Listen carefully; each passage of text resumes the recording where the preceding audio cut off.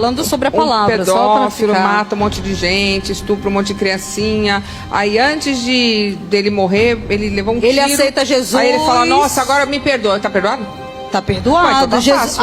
O próprio Jesus fala do ladrão da cruz. Tá, mas pensa uma coisa. Olha só. Então por que a Jesus pessoa vai ser poderia boa ter inaugurado, Jesus poderia ter inaugurado o céu com qualquer pessoa. O ladrão do lado direito disse para ele: Senhor, quando tu entrares no teu reino, tu lembra-te de mim? O que ele relata? Ele diz: hoje mesmo tu estarás comigo no paraíso. Porque ele se arrependeu. E o dia daquele homem era o hoje da morte dele. Porque ele se arrependeu. Meus queridos irmãos, primeiramente a paz do Senhor Jesus Cristo. Hoje eu queria falar um pouco sobre essa passagem aí, qual foi falado, né? Que está escrito aqui em Lucas, né? Em Lucas, no capítulo 23. No capítulo 23. Que diz dessa forma aqui no versículo 40. Respondendo, porém, o outro repreendia-o, dizendo: tu nem ainda temes a Deus, estando na mesma condenação? Nós, na verdade, com justiça, porque recebemos o que os nossos malfeitos mereciam, mas este nenhum mal fez. E disse a Jesus: Senhor, lembra-te de mim quando entrares no teu reino. E disse-lhe Jesus: em verdade te digo que hoje estarás comigo no paraíso. Meus queridos irmãos, essa é uma passagem muito polêmica. Eu vou já dizer por que essa passagem é muito polêmica.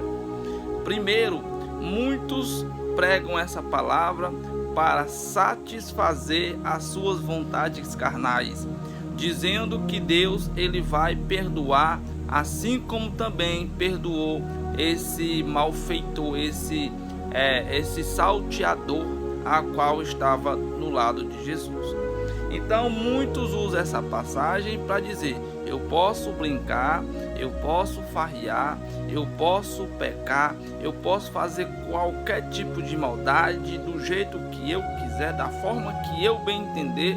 E quando eu estiver na beira da minha morte, eu me arrependerei e direi ao Senhor para Ele me perdoar. E assim também Ele estará perdoando a mim, como perdoou esse malfeitor.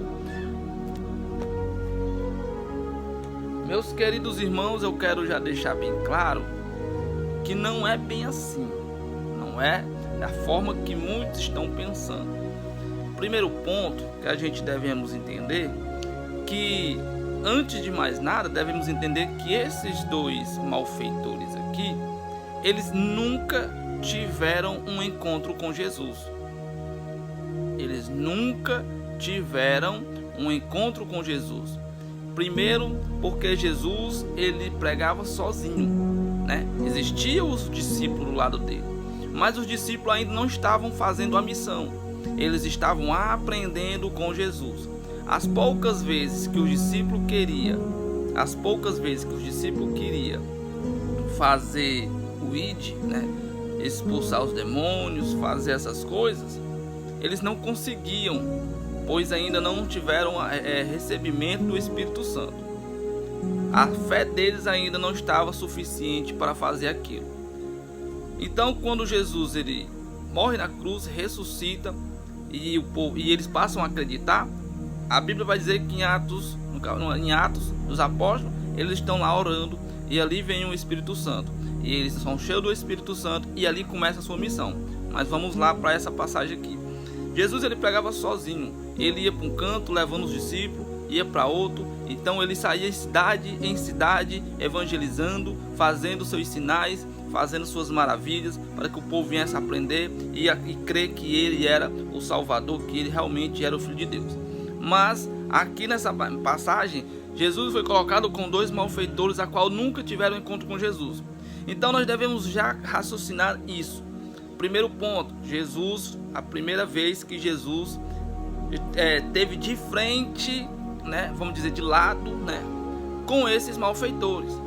Então, na primeira oportunidade que eles tiveram, um não quis. Ele disse: será que você é filho de Deus? Então solte você e solte a gente também. Porque na verdade ele não estava arrependido. Na verdade ele queria ser solto, livre daquela condenação ali, para continuar praticando os seus maus feitos. E já o outro não. O outro primeiro reconhece que Jesus era o Filho de Deus. Ele fala: vocês não temem a Deus, mesmo estando nessa situação. Então ele sabia que Deus estava ali com ele.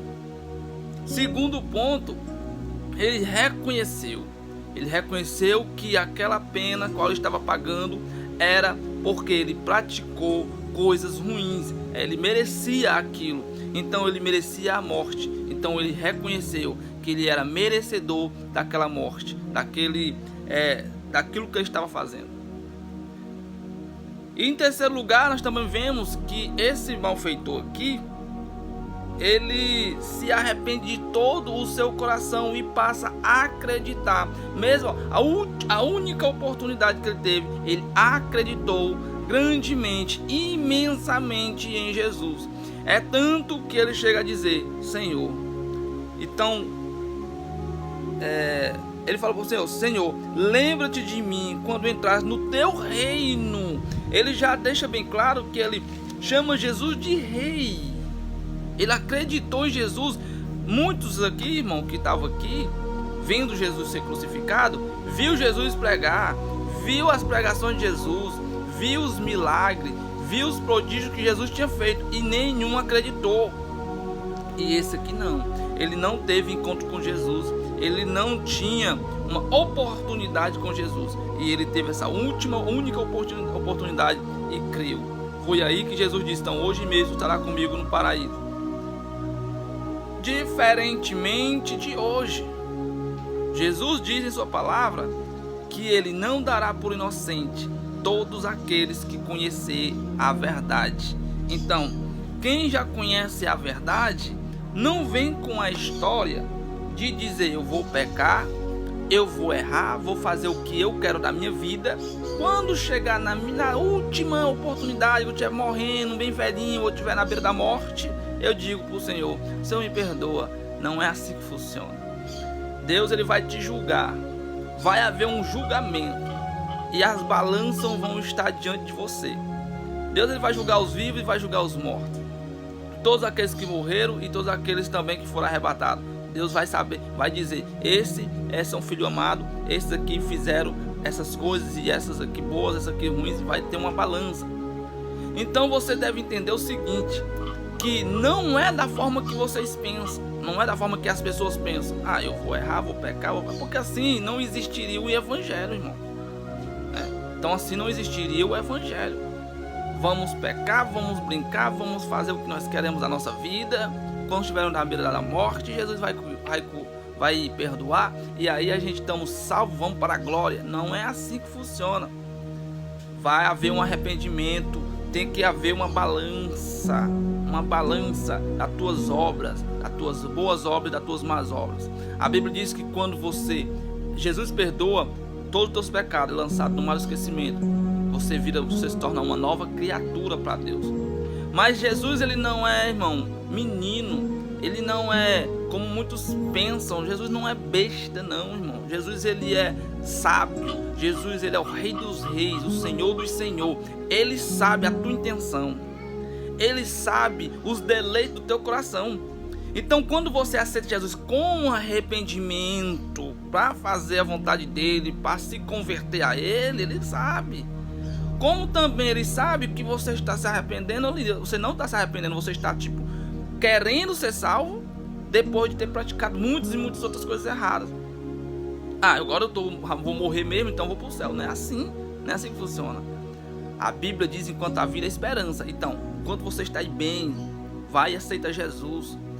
Coloca teu coração. Jesus diz: quando ouvirdes a voz do Espírito Santo de Deus, quando ouvir a voz de Deus, não endureçais o vosso coração. Aí você endurece o coração, você tá de coração duro. A pessoa diz que Jesus te ama e você não quer. Não, eu vou farrear, eu vou brincar, eu vou fazer o que eu quero da minha vida. Aí no final da tua vida tu vai dizer: oh, Jesus, me perdoa. Ele vai te perdoar como ele perdoou Davi, mas a recompensa vem.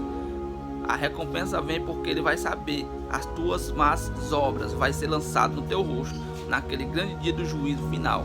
Não é assim, não é do jeito que vocês estão pensando. Eu fiz o que eu quero, me arrependi no final da minha vida. Não é assim, irmão. Não é assim que funciona. Amém? Então, há uma diferença muito grande desse rapaz aqui. Nunca conheceu Jesus. Você está tendo oportunidades.